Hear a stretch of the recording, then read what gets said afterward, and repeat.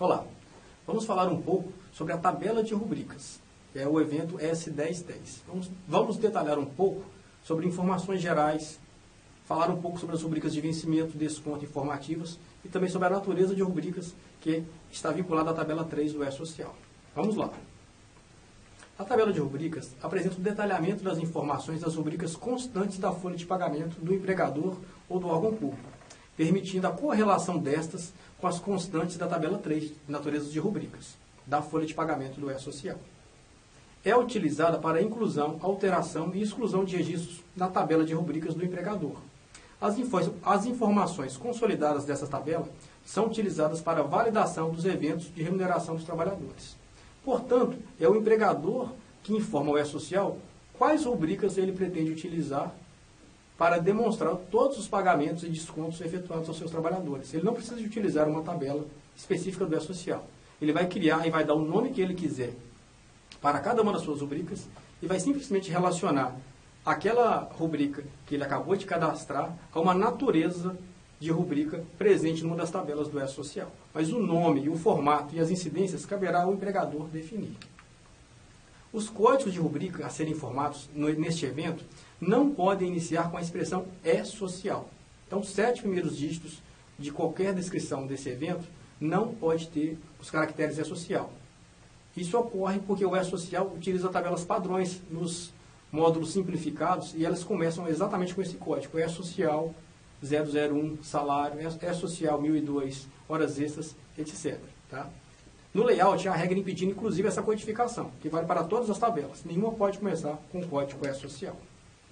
E também não é possível o mesmo código de rubrica para ser utilizado em rubricas diferentes. Então, se eu tenho uma rubrica salário e ela tem o código 1000, esse código 1000 só serve para a rubrica salário. Ele não pode ser utilizado em qualquer outro código. A não ser que, que a empresa utilize o identificador de tabela de rubricas diferentes. Então, ela pode ter vários identificadores de tabela de rubricas e utilizar na filial 1 o identificador de tabela onde o código 1000 é salário e o identificador diferente na filial 2, que esse código 1000 vai se referir a outro tipo de rubrica. Apenas dessa forma. Tá?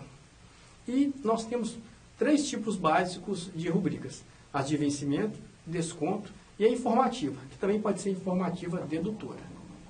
As rubricas de vencimento, provento ou pensão referem-se ao valor pago ao trabalhador que integra ou não a base de cálculo da contribuição previdenciária do imposto de renda ou do FGTS. Uma rubrica do tipo desconto é um valor a ser deduzido do montante pago ao trabalhador e poderá ter também ou não as incidências das rubricas de vencimento. Uma rubrica informativa é um valor que não foi pago como provento nem descontado do trabalhador, mas que pode ser base de cálculo para tributos do FGTS. Então, exemplo, salário maternidade que é pago pelo INSS, ele é base de cálculo para o FGTS. E uma rubrica informativa também pode ser o próprio banco de horas, que agora o empregador vai ter que informar os saldos positivos e negativos ao final do mês do banco de horas, através do evento de remuneração mensal, utilizando umas rubricas próprias de banco de horas. Tá? E também poderá ser uma rubrica informativa dedutora. Por exemplo, um determinado trabalhador possui um dependente. Esse dependente ele vai ser utilizado como base para abater o imposto de renda devido naquela competência.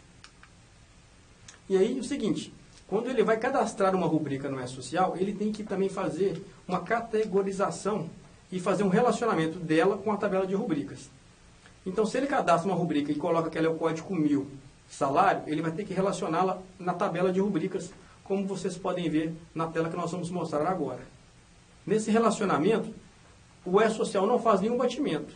Se ele caracterizar que há uma rubrica de salário e ele deu o código 100 para ela está dentro da natureza de rubrica 1000, tudo bem, ele já cadastrou corretamente. Agora, se ele informou que uma rubrica de salário ela é caracterizada como hora extra, o E-Social não vai fazer essa crítica. Isso cabe ao empregador.